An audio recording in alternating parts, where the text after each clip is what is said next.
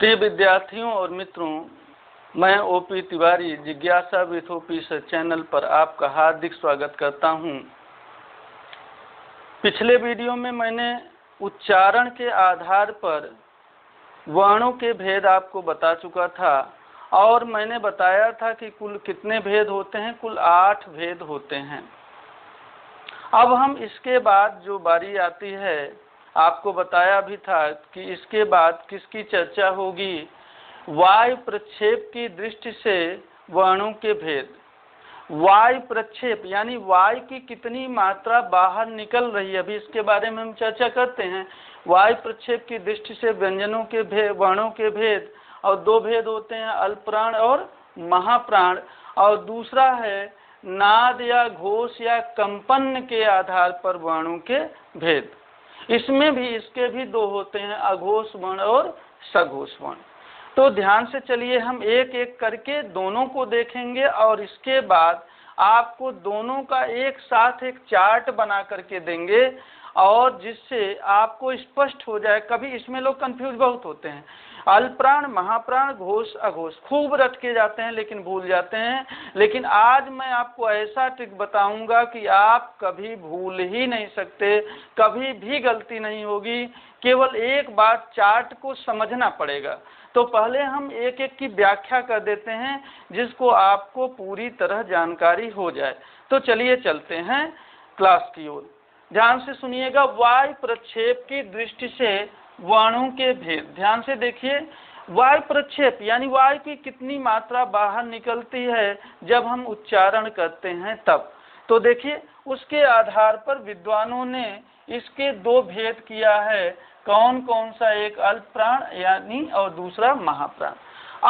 अल्प यानी थोड़ा, देखिए नाम से ही समझ में आ जा रहा है। अल्प यानी थोड़ा, प्राण यानी वायु, जो वायु बाहर निकलती है उसी को प्राण वायु बोलते हैं। उसी के लिए प्राण शब्द का इस्तेमाल किया गया है। यानी जिन वर्णों के उच्चारण में, ध्यान से सुनिएगा, अल्पप्राण किसे कहते हैं? जिन वर्णों के उच्चारण में प्राण वायु अंदर से बाहर अल्प मात्रा में निकले उसे अल्प प्राण वर्ण कहते हैं। अल्प प्राण वर्ण कहते हैं। अच्छा, अल्प प्राण वर्ण कौन से हैं? प्रत्येक वर्ग का, ध्यान से देखिए, वर्गीय व्यंजन की बात हम करें, प्रत्येक वर्ग का पहला, तीसरा और 5वां वर्ण। यहाँ भी देख लीजिए, पहला, तीसरा और 5वां वर्ण के साथ ही साथ, ध्यान से देखिए, पहला, तीसरा और 5वें वर्ण के साथ ही साथ सभी अंतस्थ व्यंजन, जो अंतस्थ यानी य, र, ल, व, ये सभी के सभी क्या होते हैं? अल्प प्राण वर्ण होते हैं। अच्छा, डॉक्टर कामता प्रसाद गुरु ने, आचार्य कामता प्रसाद गुरु ने सभी स्वरों को भी अल्प प्राण माना है। सभी स्वरों को भी अल्प प्राण माना है। तो ध्यान से देखिए, हम क्या लिख सकते हैं? अल्प प्राण व्यंजन में अगर मुझे कहना हो तो हम किसे किसे दिखा सकते हैं? ध्यान से देखिए, यानी पहला, तीसरा और 5वां और प्लस अंतस्थ। चलिए अंतस्थ लिख देते हैं, यर लव न लिख करके। अंतस्थ आप जानते हैं किसे कहते हैं? अंतस्थ व्यंजन यानी यर लव, और इसी के साथ हम कह सकते हैं सभी स्वर। तो ये क्या हो गए? ये सब के सब अल्प प्राण होते हैं। आपको अल्प प्राण समझ में आ गया होगा। हम महाप्राण की चर्चा करेंगे और बाद में देखिए, जब दोनों चारों की चर्चा कर लेंगे तब आपको चार्ट में समझाएंगे और चार्ट जहां आप समझे सब याद हो जाएगा। लेकिन पहले बारी बारी समझ लीजिए। अब देखिए, अल्प प्राण तो हो गया, महाप्राण कहते हैं, किसे कहते हैं? यानी जिन वर्णों के उच्चारण में वायु यानी प्राण वायु अंदर से बाहर अधिक मात्रा में निकले वे वर्ण महाप्राण वर्ण कहलाते हैं। यानी अब जो बच गया वो महाप्राण है, अल्प प्राण के अलावा जो बच गया, यानी प्रत्येक वर्ग का दूसरा और चौथा वर्ण, दूसरा और चौथा वर्ण। ध्यान से देखिए, महाप्राण हम कहेंगे दूसरा और चौथा वर्ण, और प्लस ध्यान से देखिए, इसके बाद प्लस करेंगे, बस यहाँ अंतस्थ अगर था तो यहाँ क्या बचा, ऊष्म वर्ण, यानी जितने ऊष्म हैं ऊष्म वर्ण, आप जानते हैं स ख स ऊष्म, ये सब क्या हो गए, महाप्राण। देखिए यहाँ भी लिखा है स ख स और ह भी महाप्राण है, तो जितने के हैं वो सब महाप्राण वर्ण। और इसमें की एक और विशेषता है, कभी कभी पूछ लिया जाता है कि महाप्राण व्यंजन में हकार जैसी ध्वनि उत्पन्न होती है। कैसी ध्वनि उत्पन्न होती है, हकार जैसी। ध्यान से देखिए, हकार, ये प्रश्न आया हुआ है कि हकार जैसी ध्वनि किसमें उत्पन्न होती है, महाप्राण व्यंजनों के उच्चारण में। तो आप ध्यान से सुनिए, आपने अल्प प्राण को जान लिया क्या होते हैं, महाप्राण को जान लिया क्या होते हैं। अब हम आगे चलते हैं और आपसे चर्चा करते हैं नाद या घोष या कंपन के आधार पर वर्णों के कौन से भेद होते हैं। ध्यान से देखिएगा, नाद, घोष या कंपन या गूंज के आधार पर वर्णों के भेद। अच्छा, यहाँ भी दो ही भेद होते हैं, कौन कौन से, एक अघोष और दूसरा सघोष, यानी वायु प्रक्षेप की दृष्टि से भी दो भेद, अलग अलग अल्प प्राण महाप्राण, नाद घोष या कंपन या गूंज के आधार पर वर्णों के भेद, इसमें भी दो होते हैं, एक अघोष होता है, दूसरा सघोष होता है। अब अघोष वर्ण किसे कहते हैं और सघोष वर्ण किसे कहते हैं, तो देखिए यहाँ मैंने लिखा है अघोष और सघोष। तो चलिए एक एक की परिभाषा देते हैं।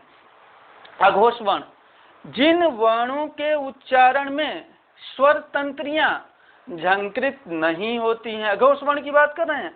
अघोष, जिन वर्णों के उच्चारण में स्वर तंत्रियां झंकृत नहीं होती हैं और जिनके उच्चारण में केवल और केवल श्वास का प्रयोग किया जाता है, वे सभी के सभी अघोष वर्ण कहलाते हैं। बात समझ में आ गई होगी। अघोष वर्ण अच्छा कौन कौन से होते हैं, देखिए, यानी प्रत्येक वर्ग का पहला और दूसरा वर्ण, प्रत्येक वर्ग का, अघोष की बात कर रहे हैं, पहला और दूसरा वर्ण। यहाँ मैं 12 लिख दिया तो 12 मत समझिएगा, पहला दूसरा। और यहाँ देखिए 135 लिखा हुआ है, तो यानी पहला तीसरा पांचवा, ऐसे समझिएगा। प्रत्येक वर्ग का पहला दूसरा वर्ण के साथ, ध्यान से देखिए, यहाँ देखिए अघोष लिखा है, कौन सा होगा, स ख स, यानी अंत, यहाँ पे देखिए उष्म व्यंजन तो है लेकिन कौन, ह को छोड़कर, यानी इसलिए हम लिखेंगे स ख श, यानी ये तीनों स और ये पहला दूसरा वर्ण, ये कौन होते हैं, अघोष वर्ण कहलाते हैं, अघोष वर्ण कहलाते हैं। तो अघोष वर्ण अगर आपको याद हो गया तो जो बच गया वो सबके सब घोष या सघोष, इसे सघोष भी कहते हैं और कहीं घोष लिख दिया जाए तो वही बात होती है, घोष भी कहते हैं सघोष। जो बच गया वही घोष या सघोष कहलाएगा। तो ध्यान से देखिए, चलिए सघोष और घोष के बारे में बताते हैं, इसका आपको व्याख्या करते हैं। यानी सघोष और घोष के बारे में सुनिए, जिन वर्णों के उच्चारण में स्वर तंत्रियां झंकृत, और स्वर तंत्रियां यहाँ पे हैं, स्वर तंत्रियां झंकृत होती हैं, और ध्यान से सुनिएगा, स्वर तंत्रियां झंकृत होती हैं और जिनमें केवल नाद का प्रयोग किया जाता है। नाद शब्द आप सुनते होंगे और सोचते होंगे कि नाद का मतलब क्या होता है, तो नाद का मतलब होता है ध्वनि। ध्यान से देखिएगा, ध्वनि, यानी जिसमें केवल ध्वनि या नाद का प्रयोग किया जाता है उसे हम घोष या सघोष वर्ण कहते हैं। अब घोष या सघोष वर्ण कौन कौन से हैं, तो सीधी सीधी बात है, जो अघोष नहीं है वही घोष है। तो देखिए यहाँ पे सघोष की बात, यानी प्रत्येक वर्ग का, ध्यान से सुनिएगा, प्रत्येक वर्ग का तीसरा चौथा पांचवा, प्रत्येक वर्ग का तीसरा चौथा पांचवा, देखिए मैं यहाँ दिखा दे रहा हूँ, यानी तीसरा चौथा पांचवा वर्ण और प्लस, ध्यान से देखिए, यानी ह और सभी स्वर, ह के साथ सभी स्वरों को रख दीजिए, प्लस अंतस्थ को भी रख दीजिए। ध्यान से देखिए, ह प्लस अंतस्थ और सभी स्वर, ध्यान से देखिए, इतने होते हैं सघोष वर्ण। मुझे लग रहा है कि निश्चित रूप से आपको इनकी परिभाषा समझ में आ गई होगी, सब कुछ समझ लिए होंगे। अब इनको मैं याद करने का एक तरीका आपको बता, निश्चित रूप से आप भूल जाते हैं, मुझे पता है, आज याद है, अभी आपको समझाया, आपको याद हो गया होगा, लेकिन 2 दिन बाद आप भूल जाएंगे, 3 दिन बाद आप भूल जाएंगे, जब भी एग्जाम होता है आप भूल जाते हैं, आप रिवीजन के लिए दौड़ते हैं। मैं ऐसा समझाने का प्रयास करता हूँ एक चार्ट के माध्यम से, जिंदगी भर नहीं भूलेंगे, बस चार्ट को भली भांति समझ लीजिए। तो हम चलते हैं इस चार्ट की तरफ, ध्यान से देखिएगा। यहाँ पे चलिए देखते हैं। अच्छा, इन सबों को अब हम मिटा देते हैं जिससे आपको ये प्रॉब्लम न खड़ी करे। चलिए अब ध्यान से देखिए, मैंने एक चार्ट तैयार किया। चार्ट को कुछ नहीं करना है, आपको एक तरफ से चार्ट कैसे बनाना है, जैसे मान लीजिए यही ना बना होता, हम कुछ नहीं, हम लिखते क ख ग घ अंग, आप लिखते हैं, लिख दिया। अभी इसको मत देखिए, इसको मैंने क्या लिखा है इसको मत देखिए, मैं अपने से आपको बनाने का तरीका बता। आप सीधे लिखे क ख ग घ अंग, फिर हमने लिखा च छ ज झ ञ, फिर ट ठ ड ढ अण, त थ द ध न, प फ ब भ म। इतना लिखिए, इसको मत लिखिए अभी, बस वर्गीय व्यंजन को लिख लीजिए 5-5 करके, क वर्ग, च वर्ग, ट वर्ग, त वर्ग, प वर्ग, मैंने लिख लिया। अब आप क्या करिए कि इन सबको कॉलम में अलग कर दीजिए। देखिए मैंने अलग कर दिया, इधर से भी अलग, मैंने कर दिया, अलग कर दिया। अब मैं शुरुआत करूंगा, सबसे पहले ध्यान से देखिए, अल्प फिर महा, फिर अल्प फिर महा, फिर अल्प, ऐसे क्रम से, यानी एक बार अल्प प्राण होगा तो दूसरी बार महाप्राण, फिर अल्प फिर महा, फिर अल्प, ऐसे। तो देखिए मैं अल्प से शुरुआत किया, अल्प प्राण फिर महाप्राण, फिर अल्प प्राण फिर महाप्राण, फिर अल्प प्राण, यानी वर्गीय व्यंजन में तो भूलना ही नहीं है, अल्प महा अल्प महा अल्प महा, यानी अल्प से शुरू किया, पहला अल्प दूसरा महा, तीसरा अल्प तो चौथा महा, पांचवा अल्प, यानी ऐसे। तो आपने ये लिख लिया। इसके बाद क्या करिए, इन दो को अलग कर लीजिए, इन दो को अलग कर लीजिए, और एक तरफ लिखिए अघोष, और जो बच गया उस वो सघोष। तो वर्गीय व्यंजन तो मुझे लग रहा है आपका क्लियर हो गया, वर्गीय व्यंजन में आप कहीं नहीं फंसेंगे। अब बात आती है कि जो बच गए तीनों स, अंतस्थ, ह और सभी स्वर, इनको हम कहाँ रखें, कैसे रखें, याद कैसे करें। ये चार्ट तो आपको जगह जगह मिल जाएगा, आप देखेंगे याद हो जाएगा, लेकिन इसमें लोग कंफ्यूज होते हैं। मैं इसका एक ट्रिक बताता हूँ। अब बताइए इसमें कितने कॉलम हैं, 1 2 3 4 5, 5 कॉलम हैं, भली बात समझिएगा। देखिए 5 कॉलम में, अब यहाँ पे देखिए अंतस्थ, अंतस्थ का मतलब एक शब्द ये भी समझ लीजिए, अंतस्थ यानी अंदर, यानी अंदर। अगर 5 कोई कॉलम है, मुझे अंदर रखना है, तो 2 इधर छोड़ेंगे, 2 इधर छोड़ेंगे, तभी तो अंदर होगा, यानी अंदर यानी बीच में। तो बीच में जब ये हुआ तो इसको बीच में मैंने रख दिया, अंतस्थ को मैंने किधर रख दिया, बीच में, अंतस्थ। 2 इधर कॉलम छोड़ा, 2 इधर कॉलम छोड़ दिया, अंतस्थ रख दिया, य र ल व। अब इसके बाद अंतस्थ के बाद कौन सा वर्ण आता है, य र ल व के बाद स ख स ह, जो ऊष्म वर्ण है 4। तो उन ऊष्म वर्णों में तीनों स को अंतस्थ के बाएं रख दीजिए, क्योंकि तीनों स हैं, तीनों स को अंतस्थ के बाएं रख दीजिए, और ह को अंतस्थ के दाएं रख दीजिए, बस। और बचा सभी स्वर, सभी स्वर को एकदम अंतिम में रख दीजिए, आपका पूरा का पूरा चार्ट तैयार हो गया। यदि आप इस चार्ट को समझ चुके हैं तो निश्चित रूप से आप जिंदगी में कभी भूलेंगे नहीं। मित्रों इस चार्ट को एक बार नहीं, 2 बार 3 बार देखिए, बनाइए, अपने से बनाइए, जैसे जैसे मैंने बताया। एक बार फिर कहूँगा, आप लोग इसको भली भांति वर्गीय व्यंजन को लिख लीजिए, क ख ग घ अंग, फिर नीचे च छ ज झ ञ ट ठ ड ढ, और सबको कॉलम में अलग अलग कर लीजिए, कॉलम बनाइए, पंक्ति बनाइए, अलग कर लीजिए। और इसके बाद शुरू करिए अल्प प्राण महाप्राण, अल्प प्राण महाप्राण, यानी एक के बाद एक, क्रम वाइज, अल्टरनेट, अल्प प्राण के बाद महाप्राण, फिर अल्प प्राण, फिर महाप्राण, ऐसे जहाँ खत्म हो गए। अब शुरू के 2 अघोष और अंतिम के 3 सघोष हो गए, बस। और बाद में मैंने बता ही दिया कि इसको कैसे, अंतस्थ को बीच में रखेंगे, अंतस्थ को मैंने 2 कॉलम इधर छोड़ा, 2 कॉलम इधर बीच में रख दिया।